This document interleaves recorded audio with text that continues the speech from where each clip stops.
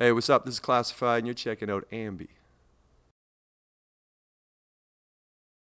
Hey everyone, it's Alicia from AMBY, and I'd like to welcome you to our interview with Classified. How are you? I'm good. How are you? I'm good. Thanks for having a chat. Oh, good. Yeah, so you recently dropped your new record, Greatful. Yep. I just want to get right down to it, the spelling. Instead of Grate, you went with great. So what's the significance behind that? I was just trying to just flip it, you know what I mean?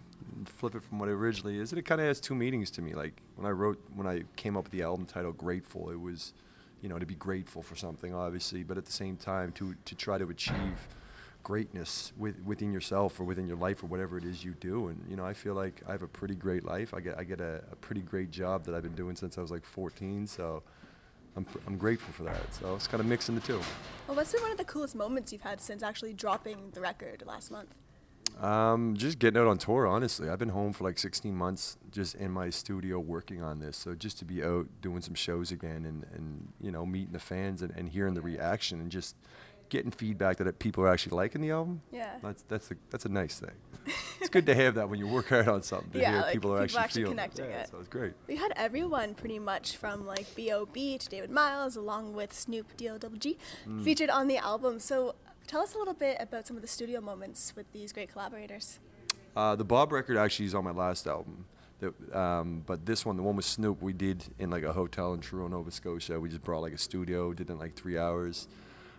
David Miles is a guy I work with many times. I produced his last album that he's putting out right now as well. He plays guitar, does a lot of stuff on my stuff. So those are just people that I work out, hang with, people I consider friends that I get to make music with. And then Snoop is like, an idol that, I had the honor to make a song with, so it was cool. Well, because you had opened with him before, so I guess you just we stayed played in a lot of touch. shows. Not really. Like, even then, like, we didn't talk too much. Like, Okay. Snoop didn't really know me, you know what I mean? I opened up some shows, but this guy's on the road 300 days in a Yeah. year. He just goes from town to town and does shows. So I don't think he really knew me, but when we reached out to his management, we sent the song. He liked the song, so he's like, okay, cool. And then he came to Nova Scotia, and while he was here, we just did it. That moment must have felt pretty cool. Yeah, it was definitely. It was like a Friday night. We took the RV up. All the friends went up to this, like, little tiny motel in the middle of nowhere, and yeah, hooked up with Snoop, made a song. That's awesome. Well, the album's Opener Filthy, probably my favorite track on the Nice. record. Talk Nice. about everything, just about how the rap scene is changing to also people either backstabbing you or also some like Good Twitter old spews. stuff. Yeah, good Yeah. old stuff.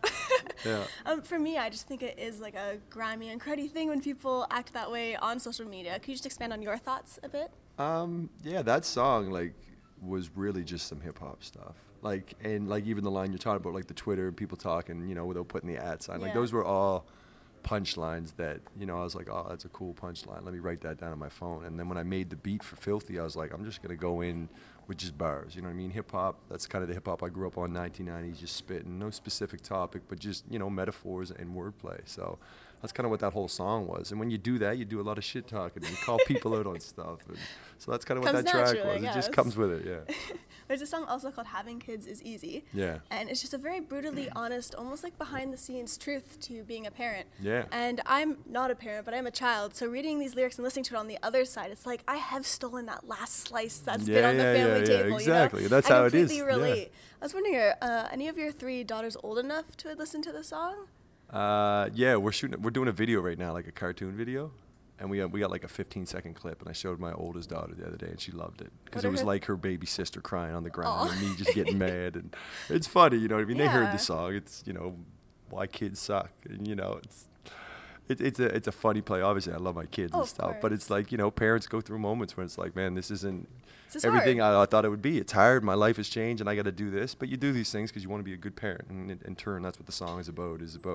Changing your bad habits to become a better person and make yourself a better parent. But it sucks sometimes to change. So, What were their initial thoughts on it when you actually played it to them? they just thought it was funny. Yeah, just a lot of laughs going around. Yeah. They don't understand most of it. Like they said, they're only like 7, 5, and 2. This Yeah. 2-year-old doesn't have a clue, but they just think it's funny that I'm making fun of them.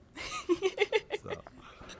Have any parents come up to you after the show just saying, I completely relate, or they Oh, have their yeah. own stories? Yeah. Like we only just started doing that song on tour like the last 2 weeks. So, but yeah, just even people email me after hearing the album and just be like, look, I'm a parent. That's my favorite song on the album. Totally relate to it. And I just don't think I know I've never heard of like a rapper or like a hip hop song or any song that manner talking about their kids that way. So yeah, I think it's just a good idea. Well, this is actually your 15th record. Yeah. Compared to the first one you dropped back in '95. So just thinking back to that first album, did you think back then that you would have such a long career and also just such a respectful and ever-growing fan base? No. No. Actually, I'm lying. When I was 16, like I thought we were gonna be like, you know, me and my 3 friends that rap. We thought we were gonna take over the world and be famous. You know, 16 because we were like the guys in school that rapped and our school knew us. And then you get a little older, you learn more about the game, the industry and stuff, and it's like, okay, I'm in Nova Scotia. You know, not a place too many hip hop artists come from. So you start to go, okay, it is what it is. Let's turn it to what we can, but it's probably not going to grow that much. You know what I mean? Like I started to doubt myself, but then, you know, it's just, I kept doing it because I like to do it. Like to do shows, like to make beats and like to be in the studio. And slowly things just came from like, okay, I'm only touring the Maritimes. Now I'm touring the rest of Canada. Now I'm touring the world. Now I'm, you know, on the radio. Now I'm selling out venues. Yeah. And it just kind of grew so slowly that it was like, okay, geez, maybe I can do this for a living. You're now taking the record out on the road. You're playing the Phoenix in Toronto tonight. Yep. I was wondering, I saw this great photograph you posted of all of your tour mates in the bunk together. There's a lot of you. That horrible looking picture? Yeah. That was like 4:30 in the morning that was on Thursday night. And we had to be up and do the Q TV show on CBC with Shad, at 7:30. So we had like 2.5 hours of sleep. And that was like our fun. Like, oh, let's take a selfie in the bunk. Everyone was buzzed out. On our kids stuff, yeah, it was fun. There are a lot of you, though, on this tour. Yeah, there's like 11, 12 of us on the bus. Wow. What are your ideal qualities in a tour mate that you look for? Got to get along with them. Yeah. Yeah, we get quick. We get rid of the assholes quick. You know what I mean? Even like just people we pick up on the road. Like we've had tour managers that, you know, 2-3 days into the tour, it's like, I can't get along with this guy. We have very different qualities, and I don't, you know, and we've sent people home, and, you know, but most of the time people are pretty chill. All the guys that I bring out in the band are guys I've worked with for years, like my DJ, my 2 brothers on the road, Jim, who plays bass and keyboard. I've known him for years, and then Bashinsky. All guys I've known for years, so I know what they're like. They know what I'm like.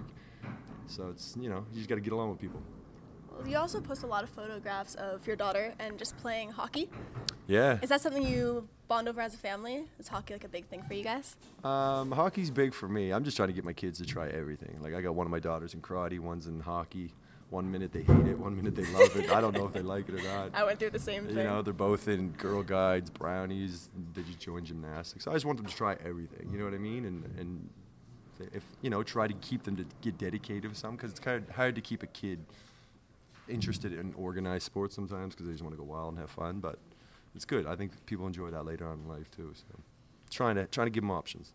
Outside of music for yourself and the performances, what do you like to do when you have some downtime? I don't really have a hobby. I'm looking for a hobby. Yeah? Yeah, it's kind of our joke that we say at home. Like, we're not working in the studio and the kids are at school and I'm not touring.